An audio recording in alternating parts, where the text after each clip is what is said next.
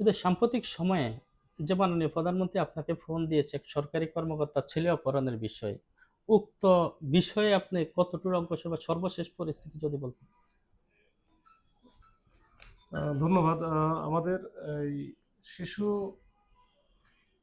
অপহরণের যে বিষয়টা, এটা তো আপনারা সবাই জানেন, এর ইতিমধ্যে এটা সবাই জেনে গেছে যে সচিবালয়ের তথ্য অধিদপ্তরে একজন কর্মকর্তার বাচ্চা ছেলেকে অপহরণকারীরা অপহরণ করে নিয়ে মুক্তিপণ দাবি করে।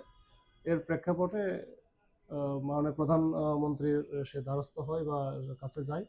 তো ওখান থেকে আমাদেরকে নির্দেশনা দেওয়া হয় যে ছেলেটাকে দ্রুত উদ্ধারের জন্য।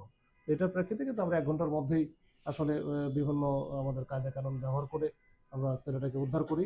কিন্তু ওই সময়ে এই অপহরণকারী যারা ছিল তারা কিন্তু কৌশলে এই ছেলেটাকে রেখে আমাদের যখন উপস্থিতি টের পেয়ে পালায় যায়।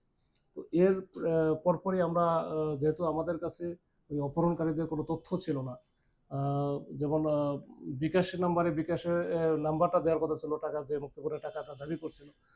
পরবর্তীতে বিকাশ নাম্বারটাও দেয় নাই। শুধু আমাদের কাছে একটাই ছিল, সেটা হচ্ছে যে অপহৃত হয়েছিল আমাদের এই যে সাইদ আফফান। এই আফফান সাইদের কাছ থেকে আমরা যতটুকু পেয়েছি ফিজিক্যাল বর্ণনা, যেখানে ৫-৬ জনের মতো ছিল এবং তাদের বয়সটা মোটামুটি ১৮ থেকে ২২ বা ২৪-২৫-এর মধ্যে ছিল। এরপরে আমরা পরবর্তীতে আমরা কিন্তু একটা পুরা ইনভেস্টিগেশন, একটা থরলি একটা ইনভেস্টিগেশন করি। সেক্ষেত্রে আমরা ওইখানকার আশেপাশের যে সিসি ক্যামেরা, যেখানে এই ঘটনাস্থলের আশেপাশের সিসি ক্যামেরাগুলো ছিল, সিসি ক্যামেরাগুলো পর্যালোচনা করি এবং ওইখানে আমরা তথ্য প্রযুক্তি ব্যবহার করে আমরা এই পুরা চক্রকে শনাক্ত করতে সক্ষম হই। এই চক্র মোটামুটি ১০ থেকে ১২ জনের একটা চক্র, একটা ইয়াং বয়সে, উঠতি বয়সের ছেলেরা। তো এই ছেলেগুলো এরা ইতিপূর্বে বহু ঘটনা ঘটিয়েছে এরকম, যে এই মানে ট্র্যাপে ফেলায়। তাদের যে টেলিগ্রাম গ্রুপ আছে, হোয়াটসঅ্যাপ গ্রুপ আছে, এসব গ্রুপে মাদকের কথা বলে, মেয়েদের কথা বলে বিভিন্নভাবে তারা নিয়ে